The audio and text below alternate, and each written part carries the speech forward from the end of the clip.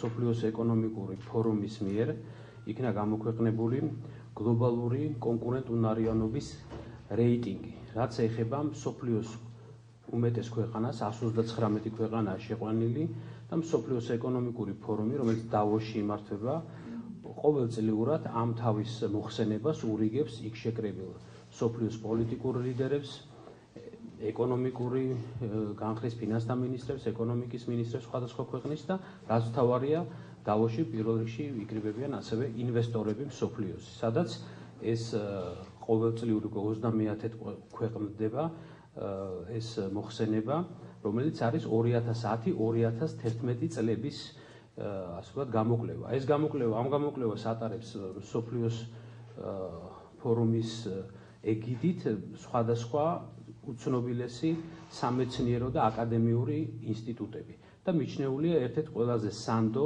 და მაღალ რეიტინგულ გამოკვლევად.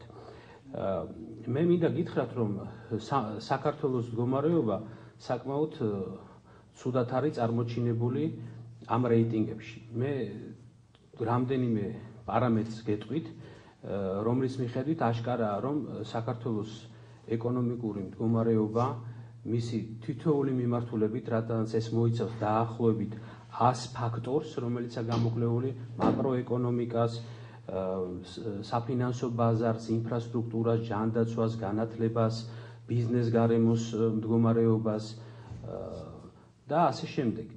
აი ამ გამოკვლევებით, მრავალმხრივი გამოკვლევით, თვითონ საქართველოს რეიტინგი არის 93 129 ქვეყანაში.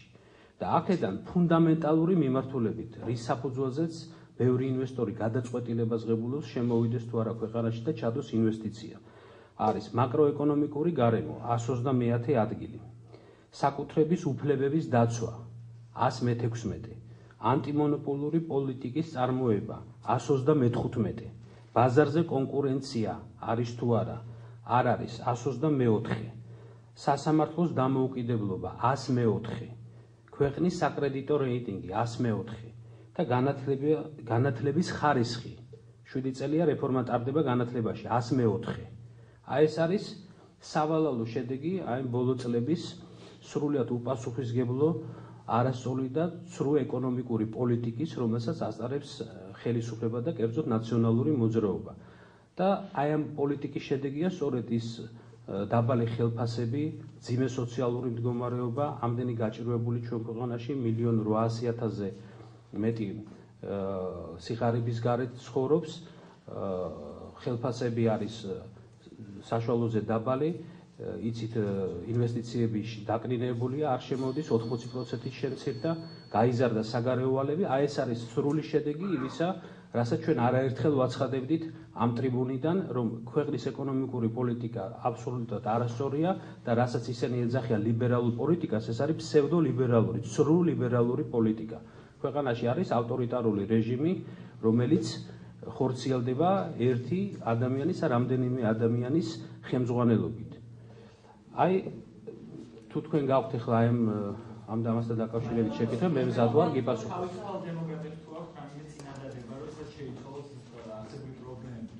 ჩვენი წინადადებები არაერთხელ გამოტყვა თქვენ ჩვენს ვებსაიტზეც არის, გარდა ამისა საარჩევნო როცა მიმდინარეობს არჩევნები, ჩვენ საკმაოდ მრავალმხრივი პროგრამები დავდეთ სოციალური და ჯანდაცვის მიმართულებით, რომელიც არა მარტო იმ შემთხვევაში იყო ქალაქ თბილისს ეხებოდა, მაგრამ ეს თავისუფლად გავრცელდება მთელ საქართველოზე. ასევე ბიზნეს გარემოს გაუმჯობესებისათვის და დაცაქმების პოლიტიკასთან მიმართულებით, რომ შექმნილი იყო სპეციალური ფონდები. ყველა მიმართულებით თავისუფალ დემოკრატებს გააჩნია თავიანთი ხედვა და პროგრამა. ეს პერიოდულად მრავალმხრივად დაიდება ხოლმე, თქვენ გაგაცნობთ, უახლოესი იქნება ალბათ დაგეგმილია სოფლის მეურნეობა და ასე შემდეგ.